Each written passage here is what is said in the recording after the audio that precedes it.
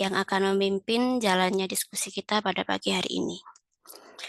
Dan pada sesi kali ini kita akan bersama-sama mempelajari tentang bagaimana Python sebagai salah satu bahasa pemrograman yang populer dan mudah dipelajari bisa digunakan untuk mendukung proses analisis data penelitian, mulai dari pengolahan data, visualisasi, sampai penerapan model regresi. Dan untuk topik kita pada pagi hari ini akan dipaparkan langsung oleh Ibu Maulidia Makviro, SSI MStat, yang merupakan salah satu tenaga ahli dari CPDS Indonesia, dan pastinya yang sudah memiliki pengalaman dalam bidang analisis data dan penerapan Python untuk riset ilmiah. Selamat pagi, Ibu Maulidia. Selamat pagi, Mbak Siska. Baik, Ibu, langsung saja ya. Kepada Ibu Lydia, waktu dan layar kami persilakan. Baik, terima kasih sebelumnya kepada Mbak Siska yang telah menjadi moderator pada webinar kita pada pagi hari ini. Tentu juga saya ingin mengucapkan terima kasih kepada teman-teman semuanya yang sudah meluangkan waktunya untuk bergabung pada Zoom webinar mengenai analisis data penelitian dengan Python. Harapannya dari webinar ini bisa menambah insight, bisa menambah ilmu dari teman-teman semuanya, karena di sini tujuannya untuk sharing ya, bukan untuk menggurui, tapi untuk berbagi pengalaman, seperti itu. Baik, langsung saja. Ini saya izin untuk share.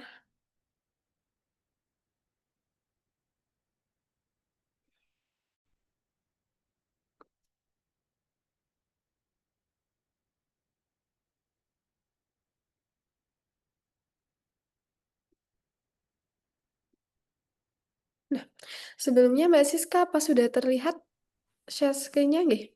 Sudah Bu, sudah terlihat. Oke, terima kasih. Baik, Bismillahirrahmanirrahim. Di sini saya mulai untuk pemaparan materi analisis data penelitian dengan Python. Nah, sebenarnya apa sih Python itu gitu? Kenapa Python itu bisa kita gunakan untuk menganalisis data? Nah, jadi Python itu adalah suatu bahasa pemrograman yang populer dan mudah dipelajari.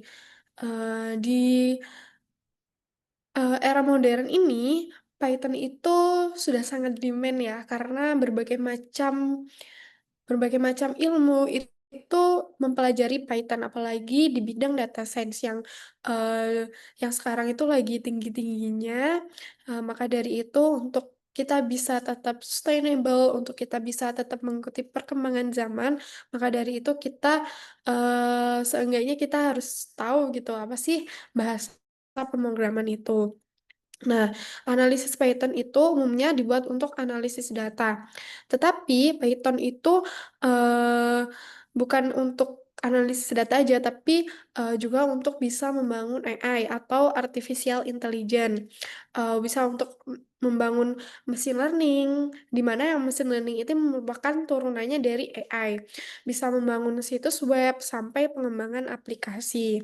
Nah, Python itu mempunyai banyak library. Library itu uh, untuk mendukung pengolahan data seperti Pandas, NumPy, Matplotlib, dan Seaborn. Nah, nanti kita akan membahas library-library dari Python ini satu persatu.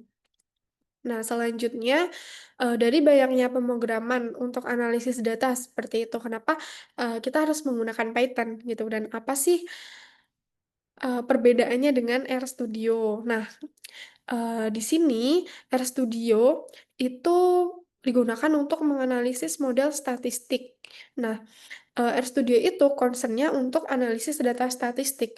Tapi kalau misalkan Python itu concernnya itu dari berbagai bahasa multipurpose, bukan untuk analisis data saja, tapi yang sudah saya sebutkan tadi, yang sudah saya mention, yaitu untuk pengembangan aplikasi, untuk membangun AI, machine learning, deep learning, seperti itu. Jadi, eh, kasarannya Python ini lebih luas jangkauannya daripada RStudio, seperti itu. Yang kedua, R memiliki IDE atau Integrated Development Environment. Jadi, R itu memiliki IDE yang jelas, yaitu RStudio dan RGUI. Nah, ketika kita menginstal RStudio di laptop kita, nah kita harus menginstal dua aplikasi. Yang pertama itu RStudio dan yang kedua yaitu RGUI. Nah, di sini Python itu tidak memiliki IDE yang jelas gitu.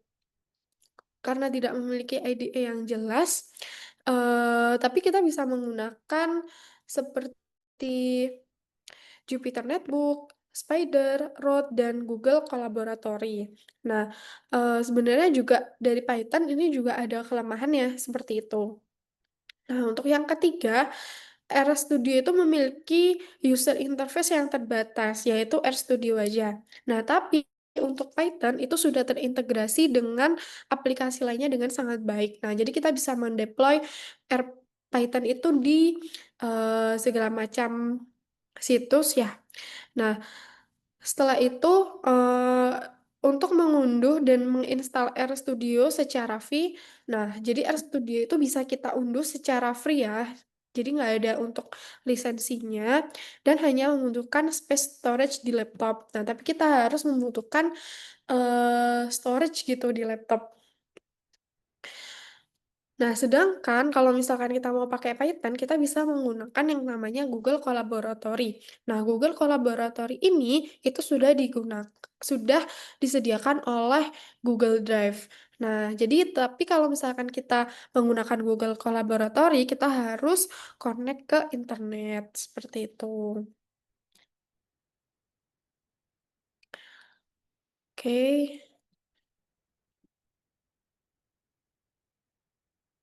Selanjutnya, nah ini yang akan kita bahas yaitu library yang ada di Python.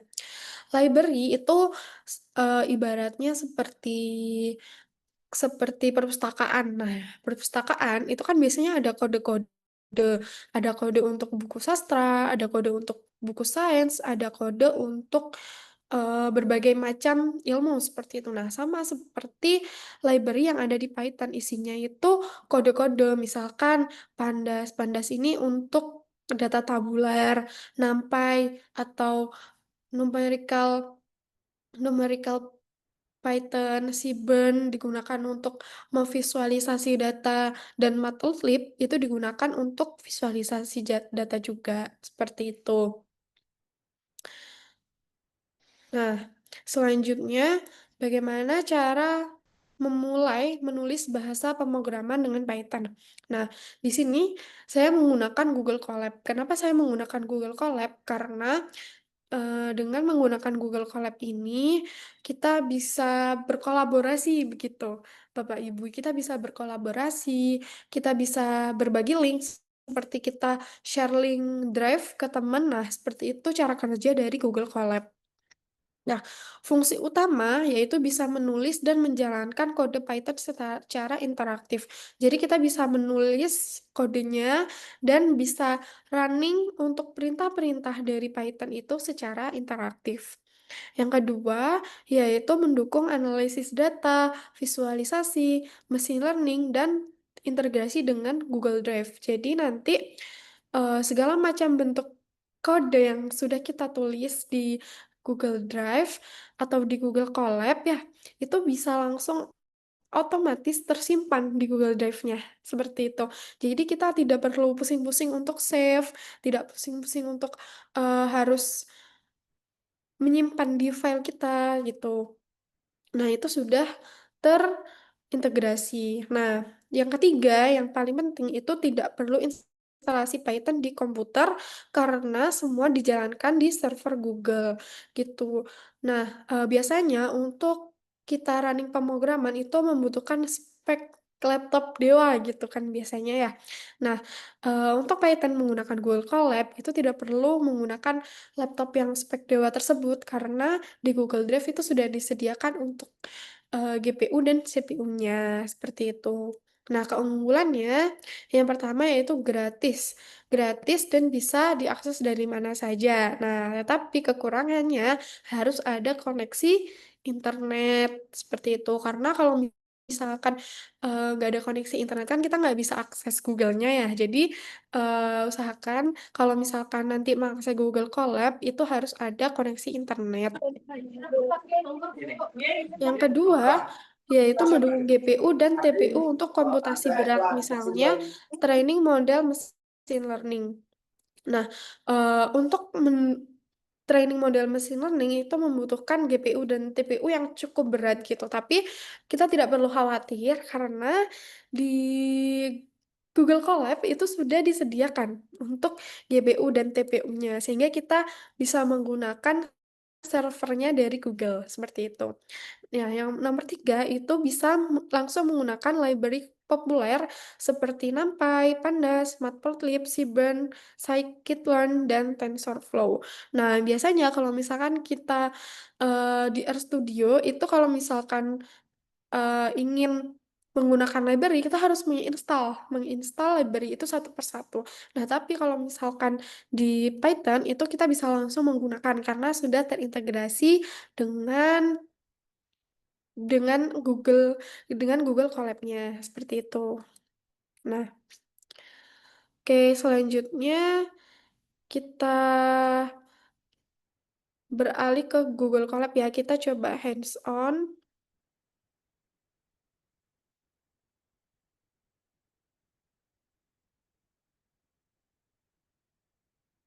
Oke. Sebelumnya Mbak Siska, apa layar saya masih bisa dilihat ya? Masih di slide yang masih tadi, boleh dia. Oh iya, sebentar ya Mbak. Ya,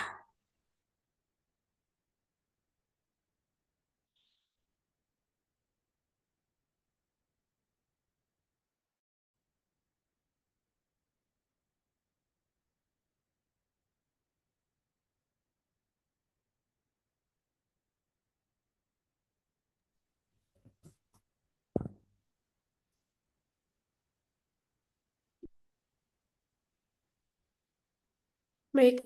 Nah, di sini kita bisa langsung hands on. Sudah terlihat kan ya Mbak Siska? sudah Bu. Ya. Nah, untuk di sini kita bisa menggunakan Google Colab. Nah, Google Colab ini caranya kita ke Drive terlebih dahulu. Google Drive. Nah, dari Google Drive ini kita bisa menginstal. Nah, Google Colab. Nah, Google Colab itu udah ada di Google Drive-nya gitu. Jadi kalau misalkan teman-teman sekarang sudah hands on, langsung bisa langsung mencoba ya. Nah, seperti itu. Nah, tampilan awalnya itu seperti ini. Jadi bisa kita gunakan kapanpun dan dimanapun asal ada koneksi internetnya. Seperti itu. Oke, nah sekarang kita ke Introduction to Python. Nah, library yang pertama itu ada NumPy. NumPy itu artinya numerical Python. Nah, di mana numerical Python itu data-data yang berisi numerik seperti itu. Nah, yang pertama kita import library.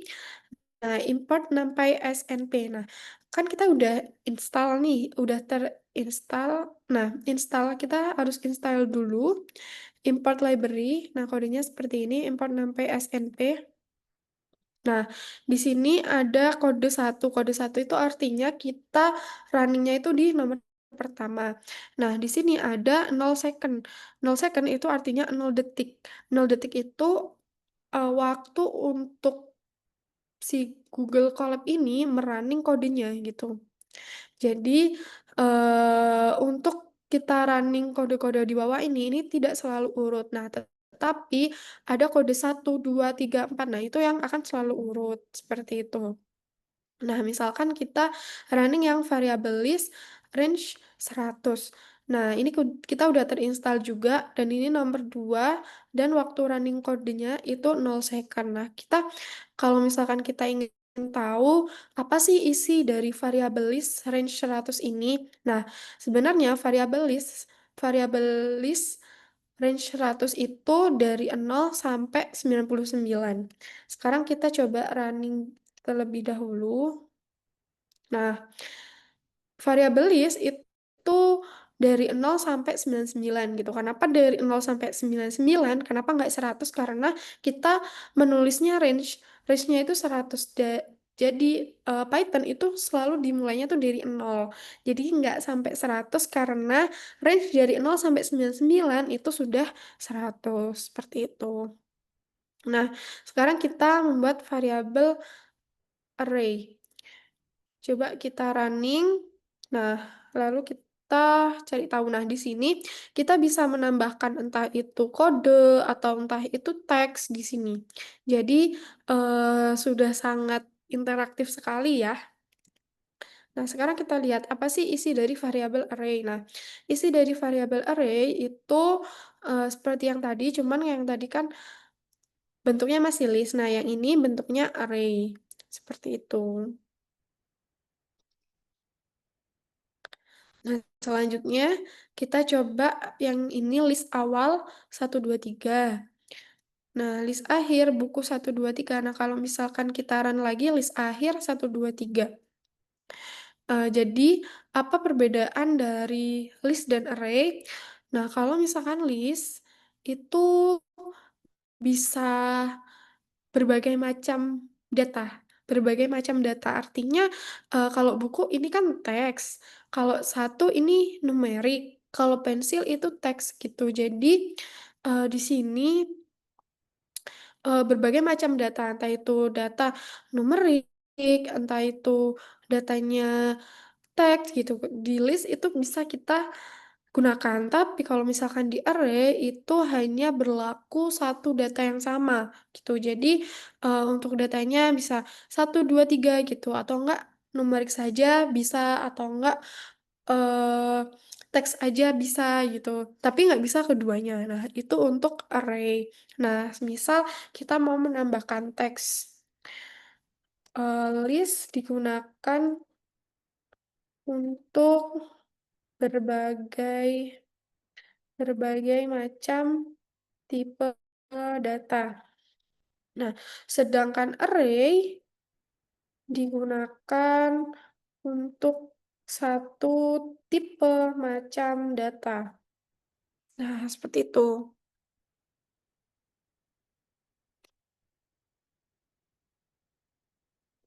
Oke. Nah, ini bisa langsung menjadi teks seperti itu. Nah, kalau misalnya kita mau membuat matriks, kita bisa membuat matriks awal seperti ini. Lalu, kalau misalkan kita membuat array dari matriksnya, kita bisa menuliskan kode np.array matriks awal seperti itu. Nah, kita mau tahu nih, np array matriks awal ini tipe tipe datanya apa gitu. Nah, ternyata tipe datanya itu int64. Int64 itu artinya integer. Integer itu bilangan bulat seperti itu. Nah, kalau misalkan kita mau membuat NP0 3, nah berarti nolnya ada 3, seperti itu. Nah, sepertinya ini banyak sekali ya yang akan dibahas di Nampai dan Pandas gitu. Tapi kan untuk satu pertemuan ini tidak cukup, mungkin bisa di lain waktu lagi karena pembahasan yang lain mengenai analisis data menggunakan metode regresi dengan Python akan eh, akan segera kita lakukan seperti itu. Sebentar. Nah, oke. Kembali lagi ke apa itu model regresi. Model regresi adalah algoritma supervised learning yang digunakan untuk meneliti hubungan antara variabel dependen dan variabel independen. Nah, apa sih variabel dependen? Variabel dependen itu variabel yang terikat, sedangkan variabel independen itu variabel bebas. Dan variabel bebas ini mempengaruhi variabel dependen gitu. Nah, variabel independen adalah variabel yang berdiri sendiri dan dapat mempengaruhi variabel yang lain. Sedangkan variabel dependen merupakan variabel yang mendapat pengaruh dari variabel dependen. Nah, bentuk dari rumus regresi adalah seperti berikut ini, yang seperti digambar. Oke. Selanjutnya kita ke apa itu model regresi. Model regresi sering digunakan dalam penelitian kuantitatif dan digunakan di berbagai macam keilmuan, maupun itu ilmu sosial, ilmu ekonomi, psikolog, pendidikan, kesehatan, gitu, maupun teknik. Nah, penerapan analisis regresi, kita akan segera hands on mengenai penerapan analisis regresi. Misalkan di sini saya punya tinggi badan dan berat badan. Nah, misalnya kita mau prediksi orang yang punya tinggi badan 170 sentimeter. Nah, kira-kira beratnya berapa nih? Gitu. Nah, dari permasalahan tersebut, kita coba mengumpulkan data dari orang-orang di sekitar kita. Nah, datanya itu, ada pada tabel ini. Nah, kita, bisa melihat juga apakah kalau misalkan orangnya tinggi, berat badannya juga ikut bertambah, seperti itu. Kita bisa buktikan itu di menggunakan analisis regresi, seperti itu. Nah, penerapan model regresinya seperti ini. Dari teori tersebut, kita bisa menggunakan persamaan garis lurus. Nah, jadi tinggi badan itu kan variabel X-nya. Variabel X itu adalah variabel bebas. Nah, berat badan ini variabel yang dipengaruhi oleh tinggi badan. Makanya berat badan itu ada di variabel Y. Nah, persamaan garis lurusnya yaitu Y sama dengan MX plus B, di mana M itu adalah suatu kemiringan, kemiringan dari garis ini, dan B yaitu konstanta yang merupakan titik potong pada sumbu Y. Nah, kalau variabel X-nya ini tinggi badan, nah variabel Y-nya itu berat badan. Nah, setelah kita menemukan garisnya, kira-kira orang yang memiliki tinggi badan 170 itu berat badannya berapa gitu. Dari regresi kita bisa memprediksi bahwa orang kalau misalkan, oh ternyata kalau misalkan tinggi badannya 170, berat badannya 65, seperti itu. Nah, selanjutnya ada algoritma regresi. Algoritma regresi itu ada banyak sekali dan sekarang tuh sudah sangat berkembang dengan sangat cepat ya. Tapi di sini saya hanya akan menjelaskan yang dasar-dasar seperti itu. Yang pertama yaitu linear regression. Linear regression itu merupakan algoritma supervised learning yang digunakan untuk memprediksi nilai data yang tidak diketahui dengan menggunakan nilai data lain yang terkait.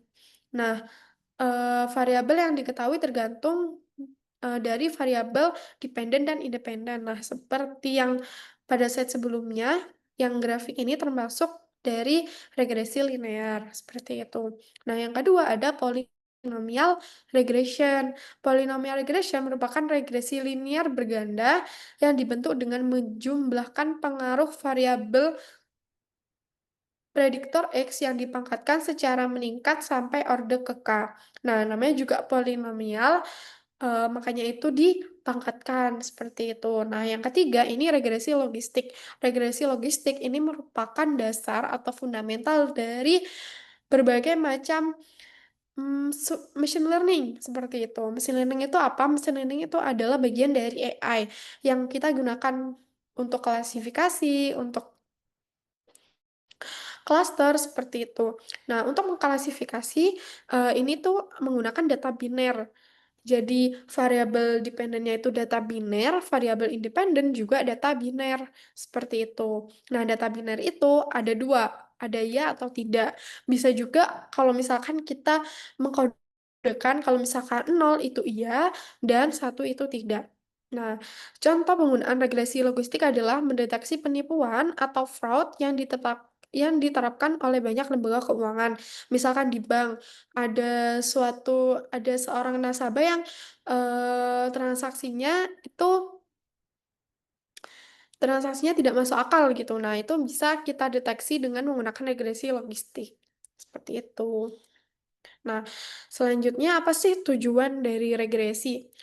Nah, tujuan dari regresi yaitu membentuk garis yang meminimalisir error. Nah, jadi tujuan dari analisis regresi itu membentuk garis, di mana garis ini digunakan untuk meminimalisir error gitu. Kita mengecilkan error.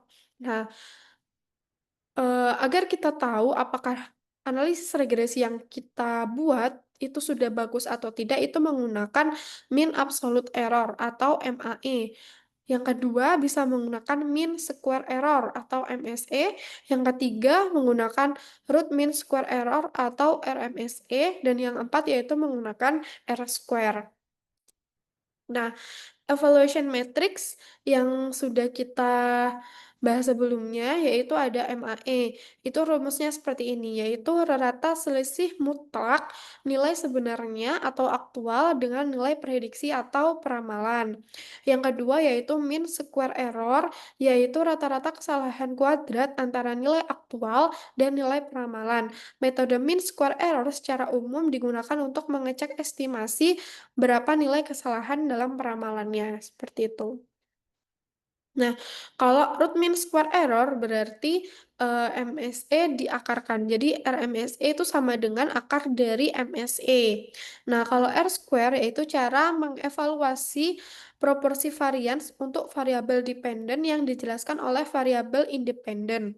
Nah, jadi untuk R square ini menjelaskan sebagaimana pengaruh varian terhadap variabel dependen itu. R square itu eh, dari 0 sampai 100 ya. Jadi kalau misalkan R square-nya itu 100 berarti itu semua variabel itu berpengaruh. Nah, tapi kalau misalkan R square-nya itu 80 berarti ada 20% dari varian yang tidak dijelaskan oleh variabel independennya. Seperti itu. Nah, sekarang kita ke study case. Study case-nya, sebuah toko retail nasional ingin meningkatkan volume penjualan melalui strategi pemasaran yang lebih efektif. Dalam upaya tersebut, toko ini mengalokasikan anggaran khusus untuk kegiatan periklanan di 3 media utama, yaitu televisi, radio, dan newspaper. Nah, manajemen ingin mengetahui sejauh mana penjualan iklan di masing-masing media tersebut berpengaruh terhadap total penjualan atau sales yang diperoleh setiap periode. Nah, tujuan dari study case ini adalah mengetahui dari 3 media utama, apa itu televisi, radio, dan surat kabar, itu mana yang paling berpengaruh terhadap penjualan. Nah, dari situ kita bisa melihat misalkan yang paling tinggi itu dari televisi. Nah, dari televisi itu, oh ternyata iklan di televisi itu lebih banyak penjualannya gitu. Maka dari itu kita meningkatkan advertising atau iklan menggunakan televisi daripada menggunakan radio dan surat kabar seperti itu. Selain untuk memaksimalkan peluang, kita juga bisa meminimalkan cost atau biaya yang bisa kita gunakan untuk iklan tersebut. Nah, sebagai bagian dari evaluasi strategi pemasaran, toko tersebut mengumpulkan data pengeluaran iklan dan penjualan selama beberapa minggu. Data dikumpulkan secara konsisten untuk berbagai kombinasi pengeluaran di ketiga media. Nah, tujuannya seperti yang sudah saya mention tadi ya. Nah, dengan menggunakan analis regresi linear berganda, toko Rita dapat memperoleh gambaran media mana yang memberikan dampak paling signifikan terhadap peningkatan penjualan. Nah, jadi kalau misalkan ini kan analisis regresi linear berganda. Kenapa linear berganda? Karena variabel dependennya itu lebih dari satu. Kalau misalkan variabel independennya itu hanya satu, berarti itu variabel regresi linear sederhana. Nah, kalau misalkan analis regresi linear berganda itu karena variabel independennya itu ada 3, yaitu variabel televisi, variabel surat kabar, dan variabel radio. Seperti itu. Nah, yang pertama, sebelum kita hands-on langsung ke Google Collaboratory untuk kode analisis regresinya, mari kita lihat untuk import datanya terlebih dahulu. Nah, untuk report datanya yaitu TV, radio, newspaper, dan sales. Nah, untuk pemeriksaan awal korelasi, kita perlu memeriksa dulu nih, apakah ada korelasi seperti itu. Karena kalau misalkan misalkan variabel TV, radio, atau newspaper, dia tidak ada korelasinya atau tidak ada hubungannya dengan sales, ya berarti tidak bisa kita gunakan untuk analisis regresi. Oleh karena itu, kita harus memeriksa dulu korelasi dari apakah TV itu bisa memengaruhi sales atau radio bisa memengaruhi sales seperti itu. Nah, terlihat dari grafik ini ternyata TV, radio, dan newspaper yang sudah kita tambahkan atau total spend itu mempengaruhi dari salesnya. Dilihat dari titik-titiknya itu mengikuti garis lurus. Seperti itu. Nah, selanjutnya kita uji asumsi analisis regresi. Nah, sebelum kita menganalisis hasil regresinya, kita harus melakukan uji asumsi terlebih dahulu, gitu. Uji asumsi analisis regresi itu ada 4. Yang pertama yaitu uji asumsi normalitas residual, yang kedua uji non-autokorelasi, yang ketiga uji non-multikolineritas, dan yang keempat yaitu uji homoskedastisitas. Nah, yang pertama yaitu uji asumsi normalitas residual menggunakan metode Jar-Kubera. Nah, pada analisis tersebut menghasilkan probabilitasnya yaitu 2,3 min 41. Nah, uji Jar-Kubera mengonfirmasikan residual tidak berdistribusi normal karena nilai P itu sangat kecil. Nah, yang kedua yaitu uji non-autokorelasi menggunakan metode Durbin-Watson. Nah, untuk mengukur adanya autokorelasi, di sini nilainya adalah 2,34 yang menunjukkan tidak ada autokorelasi yang signifikan terhadap residual. Yang ketiga yaitu uji non-multikolineritas. Nah, dari residual itu juga kita uji multikolineritas apakah terdapat multikolineritas pada variabel-variabel tersebut. Nah, di sini bisa dilihat nilai VIF itu kurang dari 10, di mana kalau misalkan nilai VIF kurang dari 10, maka kita bisa melihat bahwa dari variabel tersebut tidak ada gejala multikolineritas dan analisis regresi bisa kita lanjutkan. Nah, yang keempat yaitu uji homoskedastisitas. Nah, uji homoskedastisitas di sini menggunakan uji Bruce-Pagan, di mana nilainya yaitu 0,7955. Nah, dari nilai tersebut bisa kita ketahui bahwa model tersebut tidak mengalami masalah heteroskedastisitas seperti itu. Nah, ini untuk hasil analisis regresinya. Nah, dari hasil analisis regresi ini bisa kita lihat bahwa penjualan atau sales itu eh, persamaannya sama dengan 3,1515 plus 0,447 dikali TV plus 0,1876 dikurangi 0,003. Nah, jadi bisa kita baca dari persamaan tersebut kalau misalkan kita TV-nya 0, radionya 0, dan newspapernya 0, maka revenue-nya yaitu 3,1515. Nah, tapi ketika eh, kita kenaikan satu TV, misalkan TV-nya kita naikkan menjadi satu, maka hasilnya ditambah 0,447. Dan setiap kenaikan radio itu menambah poin sebesar 0,1876 untuk penjualan atau salesnya. Nah, ternyata dari sini yang signifikan yaitu yang TV dan radio. Nah, sedangkan untuk yang newspaper itu justru mengurangi sales seperti itu.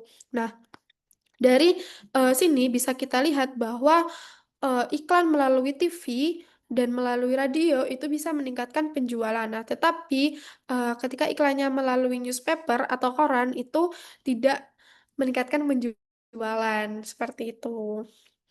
Nah, untuk selanjutnya, ini merupakan matriks ya, ini salah matriks. Nah, R square-nya ini 0,886. Nah, artinya variasi dalam penjualan sales dapat dijelaskan oleh model regresi tersebut yang melibatkan variabel TV, radio, dan newspaper. Nah, 0,886 atau 88,6% ini sudah cukup bagus seperti itu. Nah, untuk nilai MAE-nya itu 1,2137, di mana rata-rata kesalahan antara nilai prediksi dan nilai aktual yaitu 1,21. Nah, ini sudah cukup bagus karena nilai MA-nya atau nilai error-nya itu tidak cukup tinggi seperti itu. Nah, untuk MAE-nya itu juga sudah cukup bagus, 2,297. Nah, memiliki nilai MSE yang kecil berarti analisis regresi yang kita buat tadi, persamaan tadi itu sudah cukup bagus seperti itu. Nah, sekarang untuk hasil prediksi. Nah, untuk hasil prediksi itu ada berwarna merah dan datanya sama data kita atau data aktual yang sudah kita masukkan itu berwarna biru sehingga eh, untuk hasil aktual dan prediksinya itu masih berada dalam jalur yang sama. Begitu juga untuk radionya. Nah, untuk radionya ini juga berada pada jalur yang sama seperti itu.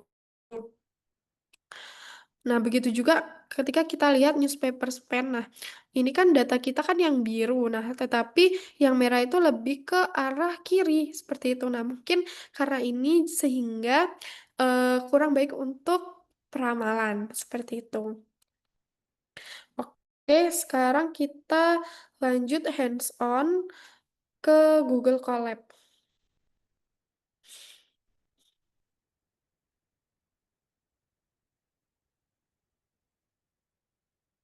Nah, di sini sudah saya buatkan untuk Google Colab-nya.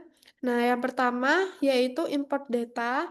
Kita import NumPy, Pandas, Matplotlib, dan Seaborn yang sudah saya mention di pengenalan pengenalan Python. Nah, setelah itu kita running. Nah, ini kita import data. Import datanya kita pilih file, lalu kita pilih file yang akan kita buka. Nah, setelah itu running. Nah, ini kan runningnya 0 second. Nah, sedangkan kalau misalkan kita upload file itu 10 second seperti itu. Karena membutuhkan waktu untuk upload filenya. Nah, setelah itu kita read. Nah, ini error. Oke deh, setelah itu kita de nah, kita melihat datanya seperti apa. Nah, kalau misalkan ini kan headnya aja. Kalau misalkan df dot head itu hanya 5 baris. Tapi kalau misalkan kita coba df seperti itu, nanti bisa. Nah, nanti itu datanya berarti sampai 199 atau 200 baris dikali 4 kolom. Seperti itu. Nah, ini untuk last square line untuk melihat asumsi asumsi korelasi dari variabel dependen dan variabel independen. Nah, ini tadi yang seperti sudah saya jelaskan. Nah, sekarang kita membaginya. Jadi X itu total spend. Total spend itu apa? Total spend itu adalah ini TV, radio, dan newspaper yang sudah kita tambahkan seperti itu. Dan Y itu adalah sales penjualan. Nah, selanjutnya ini kan ada 3 variabel. Yang pertama yaitu TV, yang kedua radio, dan yang ketiga adalah newspaper. Nah, ini kok error ya? Ini yang kedua sales. Nah, ini untuk grafiknya. Nah, ini adalah train test split. Train test split itu kita nge-split data. Kenapa datanya harus di-split? Karena kita harus nge-train dan harus ngetes datanya. Nah, oleh karena itu, kita harus membagi datanya itu menjadi dua. Data test dan data training. Nah, untuk test size-nya, berarti untuk yang dites itu 0,3. Kenapa 0,3? Berarti 30% dari data itu digunakan untuk data test. Sedangkan 70% dari data itu digunakan untuk eh, data trainingnya. Seperti itu. Nah, untuk selanjutnya itu adalah membuat model dari regresi. Nah, di sini saya membuat model regresinya itu menggunakan OLS. Nah, dari sini juga yang sudah ada di PPT yang sebelumnya yaitu R square-nya itu ada 0,886 ya, berarti sekitar 8,86% dari variabel independen itu menjelaskan variabel dependennya seperti itu. Lalu, nah ini untuk koefisiennya yang tadi, koefisien ini digunakan untuk Digunakan untuk membuat persamaan yang tadi sudah saya jelaskan, ini konstantanya, ini untuk TV, radio, dan newspaper-nya, seperti itu. Oke, nah ini ada Darwin-Watson. Darwin-Watson ini artinya, yang tadi autokorelasi dan Jarkubera untuk mendeteksi adanya normalitas residual, seperti itu. Nah, ini untuk mendeteksi adanya multikolineritas menggunakan VIF, dan ini untuk uji asumsi menggunakan Berspagan. Nah, selanjutnya yaitu menguji model. Menguji modelnya itu ada MAE dan MSE yang sudah saya jelaskan tadi. Lalu ada plot prediksi. Nah, plot plot prediksi ini seperti yang tadi ya, karena yang newspaper span ini yang biru-biru atau prediksinya itu tidak menyebar menyebar dari data aktualnya kita, seperti itu. Baik, untuk pemaparannya insya Allah sudah selesai, Mbak Siska. Saya kembalikan kepada moderator. Terima kasih. Eh, Baik, terima kasih Ibu Lydia untuk pemaparan materinya yang sangat informatif dan tentunya bisa menambahkan wawasan dan pengetahuan baru bagi teman-teman semua. Untuk selanjutnya kita akan masuk ke sesi tanya jawab.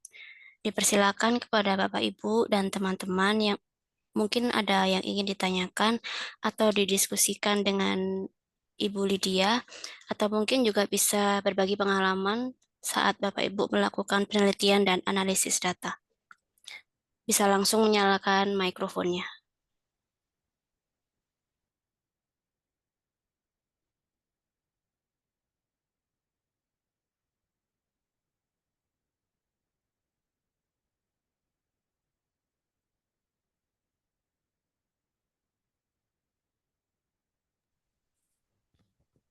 Baik, Ibu Lydia, sepertinya ada pertanyaan di kolom chat dari Ibu Bahagia Nastiti.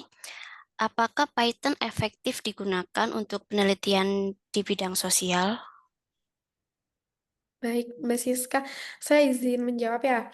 Nah, Python ini efektif digunakan untuk penelitian di bidang sosial. Nah, seperti yang sudah pernah dilakukan yaitu mengukur performance management dari entah itu sektor sipil, entah itu sektor pemerintahan. Nah, itu menggunakan performance management menggunakan SEM, Structural Equation Modeling. Nah, SEM itu juga bisa menggunakan Python, seperti itu. Nah, Python ini sebenarnya adalah tools. Nah, biasanya mungkin kalau misalkan di bidang sosial itu menggunakan Smart PLS atau SPSS. Nah, seperti itu. Mungkin SEM, mungkin Smart PLS dan SPSS itu sangat mudah digunakan karena kita hanya tinggal mengklik-klik data ya. Tapi kalau misalkan Python ini kan lebih lebih apa ya, lebih kompleks gitu karena kita harus menuliskan kodenya satu persatu seperti itu, Mbak. Nah, sebenarnya juga kalau misalkan di Python itu kita bisa sangat leluasa gitu daripada menggunakan SPSS ataupun Smart PLS karena dari situ kita bisa melihat untuk kodenya. Biasanya kan orang susah untuk kode karena eh, untuk kodenya susah seperti itu. Nah, tapi untuk kodenya kita bisa googling di internet atau bisa kita tanya kepada ChatGPT gitu. Karena yang sebenarnya yang susah itu adalah analisis datanya. Seperti itu, Mbak Siska. Baik, jadi memang untuk di penelitian bidang sosial itu bisa ya untuk menggunakan Python dan datanya itu bisa lebih kompleks lagi. Dan ini Bu ada pertanyaan lagi, apakah Python hanya bisa digunakan dengan metode regresi di bidang analisis data atau bisa juga dengan metode lain? Jika bisa, mohon dijelaskan ya. Baik, terima kasih pertanyaannya, Mbak Laila. Jadi untuk Python itu tidak hanya model regresi. banyak sekali model mesin learning. Bisa model mesin learning itu seperti klasifikasi dan klaster. Nah, untuk klasifikasi itu bisa menggunakan regresi logistik, bisa menggunakan CNN, SVM, dan macam-macam banyak sekali ya kalau saya sebutkan gitu. Jadi eh, di Python ini nggak hanya untuk regresi aja ya, dan ini saya mencontohkan analisis regresi karena saya anggap paling mudah dipahami, dan analisis regresi ini merupakan awal dari metode penelitian-penelitian yang lain sebelum kita ke STEM, sebelum kita ke klasifikasi seperti itu. Nah, mungkin untuk penjelasan dari metode-metode analisis statistikanya itu mungkin di webinar-webinar selanjutnya seperti itu.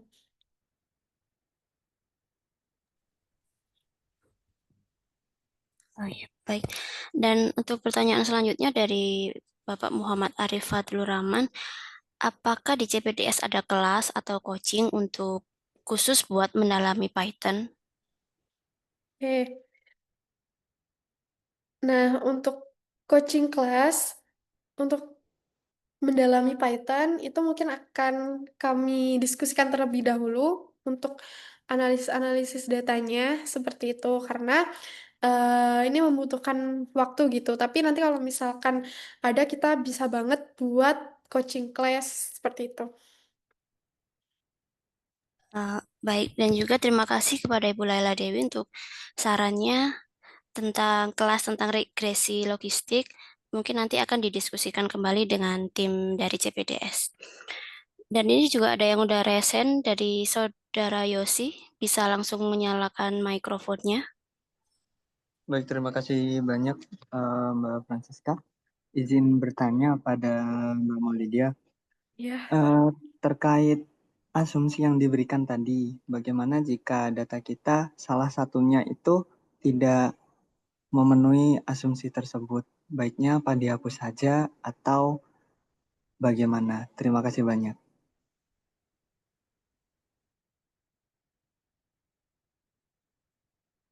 Oke.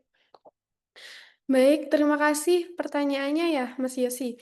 Jadi saya izin share screen ya, Mbak Siska. Iya, Bu, dipersilakan. Nah, bagaimana jika uji asumsi dari analisis regresi ini tidak dipenuhi seperti itu?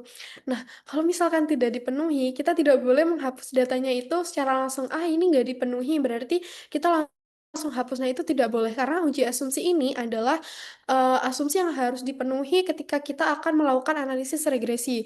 Kalau salah satu tidak dipenuhi, maka tidak bisa tidak bisa melaju ke analisis regresinya. Nah, tetapi nanti kalau misalkan adalah salah satu yang tidak memenuhi, misalkan uji asumsi normalitas. Nah, ketika uji asumsi normalitasnya itu tidak terpenuhi ya, nah kita ada yang namanya analisis untuk mengatasi normalitas, analisis yang digunakan untuk ini mengatasi normalitas seperti itu. Nah, kalau misalkan uji non autokorelasi itu nanti juga ada juga ada yang namanya analisis yang digunakan untuk mengatasi agar tidak ada autokorelasi seperti itu.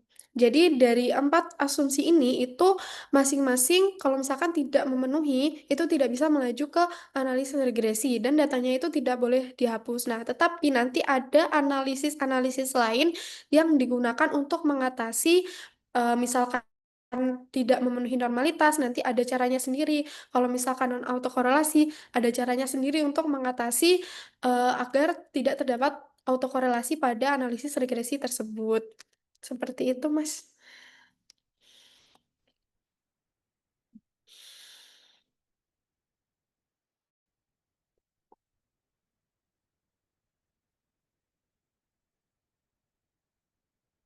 Baik. Sepertinya Saudara Yosi terkendala dan sedang meninggalkan room. Oh ya, Oh, sudah bisa ya. Oh ya, Ya, terima kasih apakah banyak sudah Mbak, menjawab, Saudara Yosi, untuk sangat dari Bu Lydia? menjawab. Saat menjawab, Mbak Francisca, terima kasih banyak Mbak Lydia atas penjelasannya. Oh ya, Terima baik. kasih, Mas Yosi. Terima kasih. Mungkin teman-teman yang lain masih ada yang ingin didiskusikan dengan Bu Lydia, dipersilakan.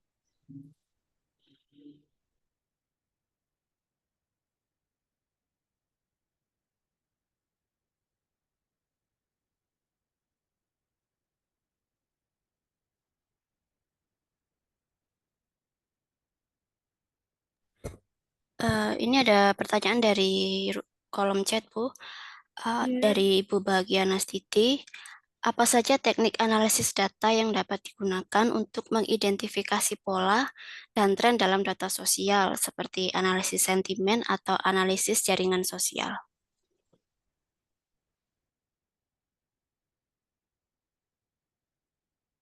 Nah, terima kasih untuk pertanyaannya. Pertanyaannya sangat bagus sekali.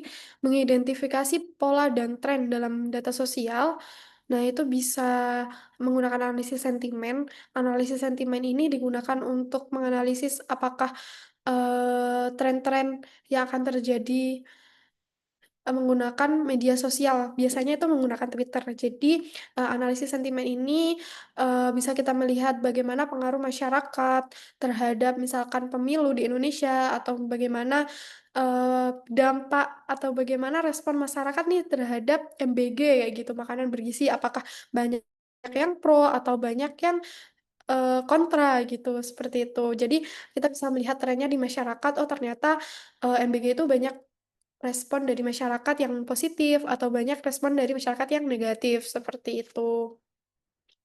Dan itu biasanya menggunakan media Twitter atau bisa juga kita menggunakan Google untuk Google Play Store. Misalkan kita ingin menginstal aplikasi. Nah, dari aplikasi ini kita melihat dari reviewer-reviewer dari orang-orang yang sudah memberikan komentar di dalam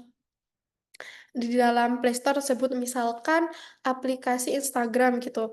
Oh, ternyata banyak yang bilang kalau aplikasi Instagram itu banyak respon negatifnya karena banyak bugnya atau integrasi AI-nya kurang seperti itu atau juga kalimat positif seperti itu. Jadi sebelum kita menginstal aplikasi tersebut, kita bisa melihat dan bisa menganalisis data menggunakan analisis sentimen itu agar kita bisa tahu oh ternyata banyak respon dari masyarakat itu untuk respon positif dari masyarakat ataupun respon negatif dari masyarakat yang menggunakan aplikasi tersebut. Seperti itu, Mbak Siska, Mbak Gia.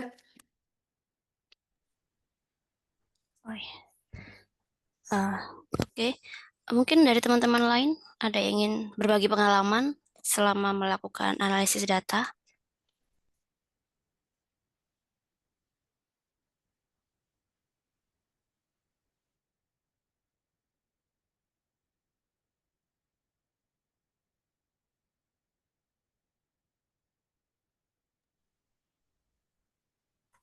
Baik, sambil menunggu teman-teman yang lain, mungkin Mbak Lydia, kan kalau analisis Python ini sebenarnya bisa apa ya, mudah dipahami gitu dan bisa diakses dari mana saja. Tapi kan setiap individu itu memiliki proses belajar sama pemahaman yang berbeda-beda tiap satu dengan yang lain. Nah, menurut Mbak Lydia berdasarkan pengalaman, apa sih biasanya yang menjadi kesulitan bagi seorang peneliti saat akan memulai untuk menganalisis data dengan metode Python ini? Baik. Terima kasih pertanyaannya, Mbak Siska.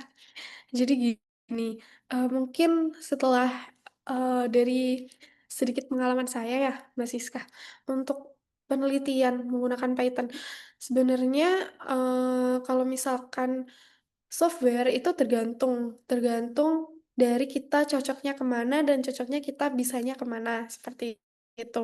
Nah, tapi kita kan punya banyak sekali banyak sekali tools dan software yang bisa digunakan untuk mendukung analisis penelitian kita. Jadi, yang bisa merasakan itu adalah kita. Jadi kan, tipe belajar orang itu berbeda-beda. Jadi kalau misalkan kita concern-nya memang Python atau misalkan, dari awal kita sudah, "Oh, saya menggunakan Python karena, dalam penelitian itu karena lebih bagus," atau, sekarang demand-nya lebih tinggi, atau kita masukkan ke dalam, novelty dari penelitian kita. Itu sangat-sangat bagus dan boleh seperti itu. Nah, tapi untuk software-nya atau tools-nya itu dikembalikan kepada masing-masing pribadi. Kalau misalkan dalam penelitian itu ada yang apa ya, sekiranya, "Oh, saya mau STEM PLS, tapi saya nggak mau kayak yang ribet-ribet untuk ngoding-ngoding," seperti itu. Nah, kita bisa memakai Smart PLS, seperti itu. Tapi, ada juga orang yang mau menggunakan STEM PLS, tapi saya mau ngoding nih, saya mau pakai Python gitu, karena, lebih advance dan lebih bagus dalam visualisasi datanya, seperti itu. Itu juga tidak apa-apa, karena kalau misalkan di S di SPSS atau di Minitab, kalau misalkan kita pakai SMPLS, visualisasi datanya ya seperti seperti itu aja gitu. Tapi kalau misalkan kita menggunakan Python, itu visualisasi datanya itu kita yang ekspor, kita bisa, eee, yang mengganti, tabelnya atau, grafiknya kita bisa memilih warna, bisa memilih tabel yang seperti apa, seperti itu. Jadi lebih leluasa.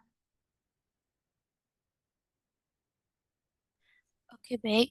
Jadi memang, untuk lebih mudahnya kan jadi kita harus memilih software atau tools yang sesuai dengan yang kita butuhkan dan sesuai dengan penelitian yang sedang kita lakukan begitu ya, Bu Lydia ya? Iya, siap, Teh Dan Siska. ini ada pertanyaan dari Ibu Nabila Ayunda, apakah penggunaan Python dapat meningkatkan kualitas dan level penelitian saya? Misalnya, jika saya menggunakan CPDS untuk jasa penelitian, langkah-langkah apa yang sebaiknya saya lakukan agar penelitian saya dapat menerapkan analisis berbasis Python, khususnya dalam bidang ilmu sosial?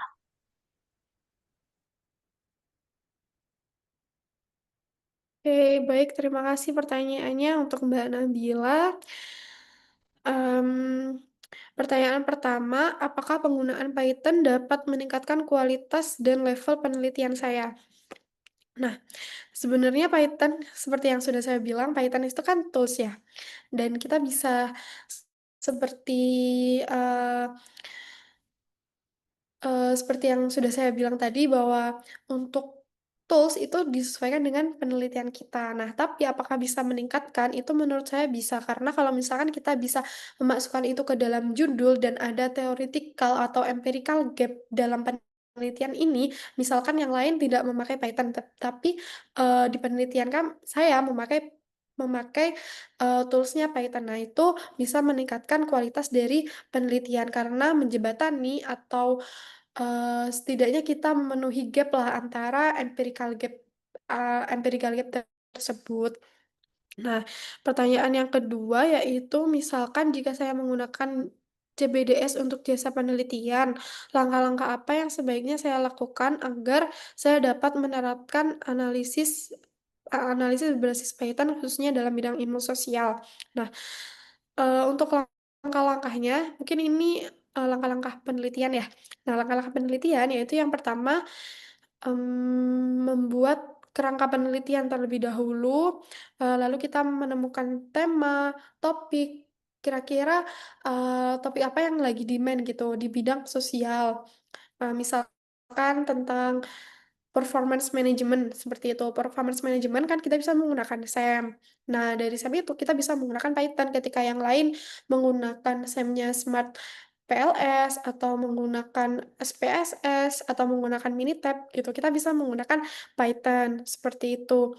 Nah, mungkin dalam bidang ilmu sosial, itu biasanya datanya berbentuk kuesioner ya, karena kita, eee, karena biasanya analisis sosial itu, lebih kepada masyarakat, lebih kepada bagaimana respon masyarakat terhadap, kebijakan baru atau bagaimana respon masyarakat terhadap performance manajemen yang, sudah saya bilang tadi, seperti itu. Nah, jadi dari data questionnaire itu kita bisa menganalisis data menggunakan Python, seperti itu, Mbak.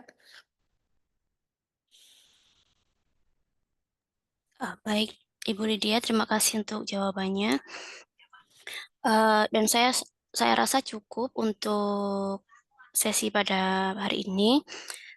Saya ucapkan terima kasih kepada Ibu Maulidia Makfiro atas pemaparan materinya yang sangat bermanfaat bagi kami semua sebagai peneliti. Dan saya juga ucapkan terima kasih kepada teman-teman serta Bapak Ibu yang sudah bersedia hadir pada webinar kali ini. Mungkin bagi teman-teman yang membutuhkan pendampingan atau membutuhkan bantuan terkait dengan analisis data, kami dari CPDS menyediakan jasa asistensi dan menyediakan tenaga ahli untuk membantu Bapak Ibu mengolah data dalam penelitian. Dan sampai jumpa di CPDS Talk Series berikutnya. Saya akhiri, kurang lebihnya saya mohon maaf. Selamat pagi. Wassalamualaikum warahmatullahi wabarakatuh. Waalaikumsalam warahmatullahi wabarakatuh. Terima kasih Mbak Siska dan Bapak Ibu serta teman-teman yang sudah hadir.